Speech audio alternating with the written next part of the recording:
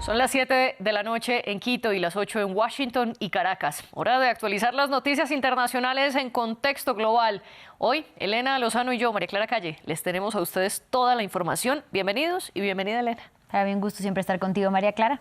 Y son las 6 en Ciudad de Guatemala. Y después de las noticias tendremos en minutos nuestras secciones Directo DC y el debate. Por ahora vamos con los titulares de la jornada. Ucrania y el Organismo de Derechos Humanos del Consejo de Europa acordaron la creación de un tribunal especial para llevar ante la justicia a altos funcionarios rusos por la agresión militar contra Kiev. Desde Estrasburgo, Volodymyr Zelensky incluyó a su homólogo ruso Vladimir Putin entre quienes deberían sentarse en el banquillo. Y en medio de la tregua, marcada por la tensa calma entre Israel e Irán, continúa el cruce de advertencias y declaraciones. Teherán se dice preparado para responder cualquier amenaza e Israel reivindica su infiltración terrestre durante la operación militar. En paralelo, la CIA afirmó que las instalaciones nucleares iraníes sí fueron gravemente dañadas. En Ecuador capturaron a uno de los jefes criminales más buscados del país. Se trata de José Adolfo Macías, alias Fito, líder de la banda Los Choneros. El presidente Daniel Noboa anunció que ya inició el procedimiento para extraditarlo a Estados Unidos. Y otra de las noticias, Elena y audiencia, es que ya se definió quién será el próximo alcalde de Nueva York. Se trata del asambleísta estatal Zohran Mamdani, quien venció al exgobernador Andrew Cuomo en las elecciones primarias demócratas. ¿Pero qué significa esto para el partido? Nos lo cuenta nuestra corresponsal más adelante en Directo DC. Además, María Clara y ustedes, la OTAN aumenta su presupuesto de seguridad, tal como lo había pedido el presidente de Estados Unidos, Donald Trump. La alianza militar pactó subir del 2 al 5% del PIB de cada país la inversión para los requisitos básicos de defensa. Pero no todos estuvieron de acuerdo, como por ejemplo España. Ganó Trump con el aumento del presupuesto de la OTAN. ¿Y qué dice la alianza respecto a Rusia y a Ucrania? María Clara, usted lo analiza con sus invitados en minutos. Mientras tanto, seguimos con las noticias. Y antes del debate, en efecto, vamos con los hechos que son actuales.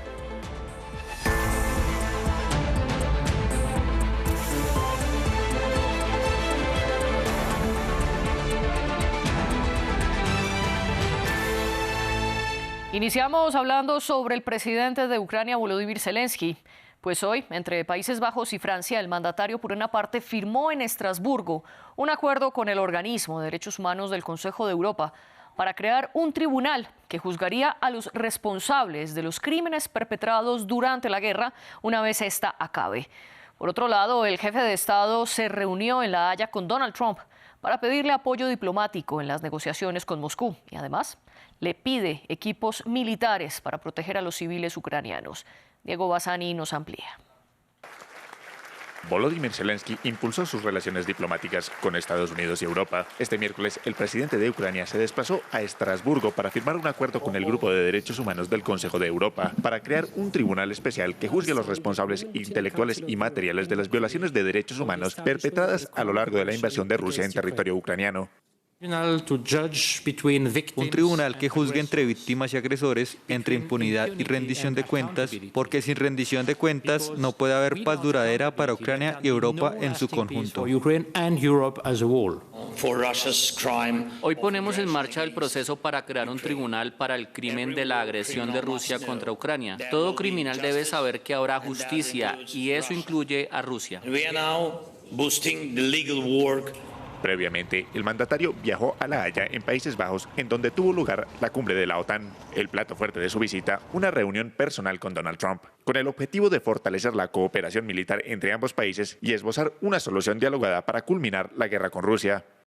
Lo que saqué de la reunión no pudo ser más agradable. Me llevo de la reunión que a Zelensky le gustaría que la guerra terminara. Creo que es un buen momento para terminarla. Voy a hablar con el presidente Putin para ver si podemos ponerle fin.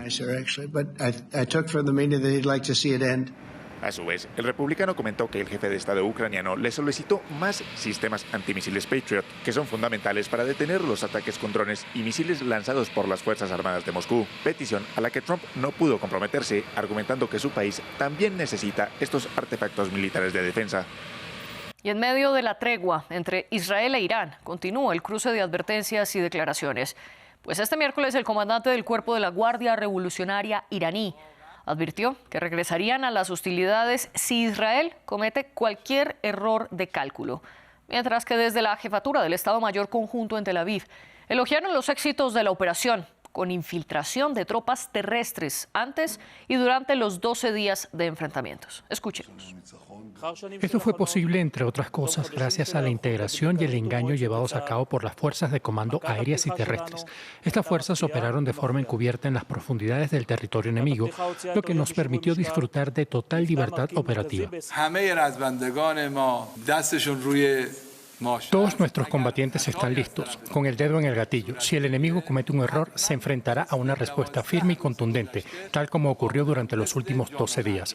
Cuando se trata de defender este país, no dudamos ni un instante. Y una nueva versión se suma a las posturas encontradas sobre qué tanto daño hizo Estados Unidos a las plantas nucleares de Irán con sus bombardeos. Lo más reciente es que la CIA se alineó con lo que dijo Donald Trump, pues anunciaron que, según sus propias informaciones, los daños sí serían graves, mientras que el republicano indicó que habían sido destruidas. Ambas informaciones contradicen el reporte parcialmente filtrado de la Agencia de Inteligencia de Defensa, que afirmó que el ataque solo retrasaba unos meses la capacidad nuclear iraní. Contrario a ello, esto dijo la CIA. La CIA puede confirmar que un conjunto de información fidedigna indica que el programa nuclear iraní ha resultado gravemente dañado por los recientes ataques selectivos. Esto incluye nueva información de una fuente y un método históricamente fiables que indican que varias instalaciones nucleares iraníes clave fueron destruidas y que deberían reconstruirse a lo largo de los años. La CIA continúa recopilando información adicional de fuentes fiables para mantener plenamente informados a los responsables de la toma de decisiones y a los organismos de supervisión pertinentes. Y en la Franja de Gaza ya son más de 56.000 las víctimas mortales de la ofensiva israelí. El ejército de Israel mató al menos a 79 personas en las últimas horas.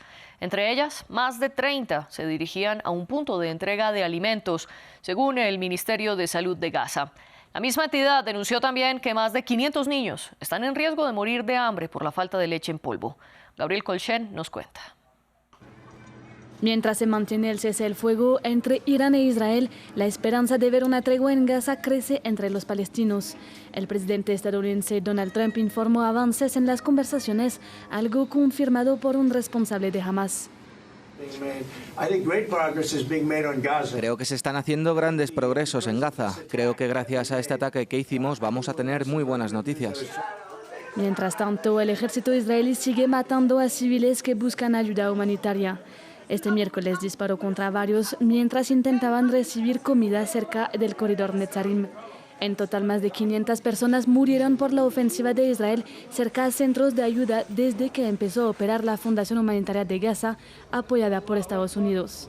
Además, según últimas cifras del Ministerio de Salud de Gaza, más de 56.000 palestinos murieron desde el inicio de la guerra. Este miércoles, el primer ministro Benjamin Netanyahu lamentó la muerte de 7 soldados israelíes durante una emboscada armada llevada a cabo por Hamas en Han Yunis el martes. Hoy es un día difícil. Hemos perdido a 7 de nuestros heroicos soldados que cayeron en la batalla para derrotar a Hamas y liberar a nuestros rehenes. Nuestros corazones están con las familias. Les ofrecemos todo nuestro afecto en este momento insoportablemente doloroso.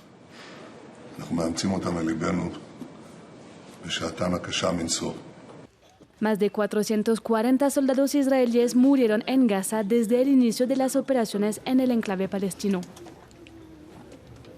Y en la Cisjordania ocupada, mataron a 3 palestinos e hirieron a otros 7. El hecho comenzó cuando israelíes colonos atacaron a habitantes del distrito de Karf Malik, en el noreste de Ramala.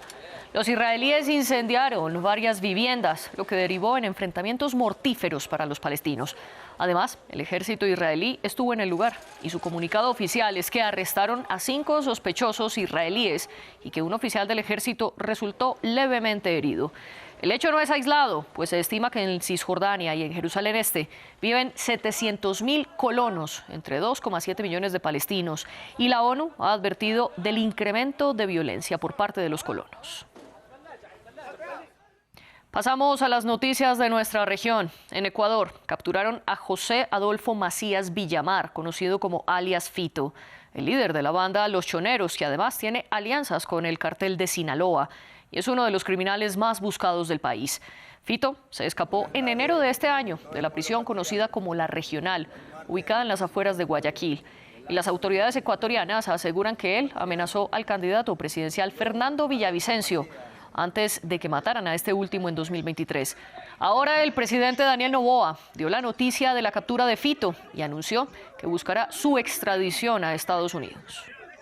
Para los que se opusieron y dudaron de la necesidad de las leyes de solidaridad e inteligencia, gracias a esas leyes, Fito fue capturado hoy y está en manos del bloque de seguridad. Mi reconocimiento a nuestros policías y militares que participaron en esta operación. Caerán más. Recuperaremos el país sin tregua. Hemos hecho nuestra parte para proceder a la extradición de Fito a los Estados Unidos. Estamos a la espera de su respuesta. Feliz tarde, Ecuador. Y hoy se celebra el Día del Maestro en Guatemala, pero este año la fecha coincide con la protesta que tiene decenas de profesores desde hace un mes. Ellos acampan día y noche enfrente del Palacio Nacional para exigir un aumento de su salario. Pero el presidente Bernardo Arévalo dijo esta semana textualmente que no piensa doblegarse a las amenazas de una minoría. Nuestro corresponsal para Centroamérica, Andrés Suárez Jaramillo, tiene el reporte. Nos encontramos en la Plaza de la Constitución frente al Palacio Nacional de Ciudad de Guatemala, en mis espaldas, donde se instaló desde hace un mes un campamento de maestros que ha vivido a la intemperie exigiendo un aumento en el salario del 15%. El gobierno del presidente Arévalo les aprobó un aumento del 5% que no satisfizo a cerca del 10% de los maestros a nivel nacional. Aquí estamos hablando de unos 6.000 profesores, lo que para el presidente Arévalo representa una minoría que instaló un show del que no se piensa dejar amenazar. Hoy, en que se celebra el Día del Maestro en Guatemala, un juzgado laboral ordenó que esta protesta a mis espaldas se deponga o de lo contrario, cada maestro será multado con $500, por lo que tienen hasta 48 horas para acatar la medida. Además, se advierte que el juzgado podría ordenar el uso de la fuerza pública y destituirlos del cargo por mantener miles de clases paralizadas. En Guatemala, un maestro puede ganar en promedio $600 mensuales, lo que lo ubica en la mitad del escalafón de la región de Latinoamérica. El país que mejor paga a sus maestros es Uruguay, con salarios promedio de $1.300 al mes, mientras el país donde peor ganan es Venezuela, donde apenas los maestros superan la barrera de los $200. Y la administración de Donald Trump y su Secretaría de Seguridad Nacional ultiman los preparativos para finalizar una megacárcel en Florida para retener a migrantes. Las instalaciones, además, estaban situadas en un ecosistema extremo, por lo que han sido ampliamente criticadas. Albert Naya tiene la historia.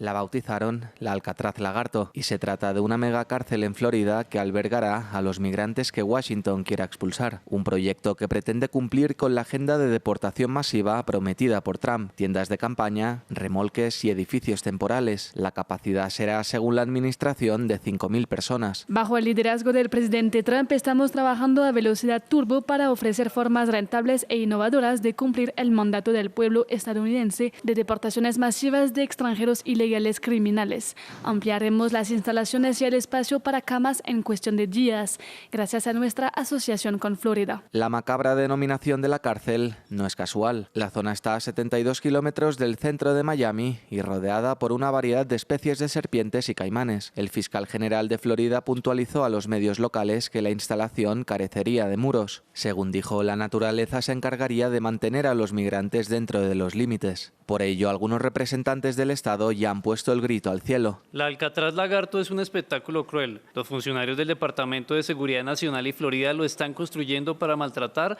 matar de hambre y dañar a los inmigrantes. No les importa quién viva o muera. La financiación de la instalación, según Noem, correrá a cargo del antiguo Programa de Refugios y Servicios de la FEMA, un programa de la administración Biden que daba cobijo a miles de migrantes. Y ahora vamos con las noticias.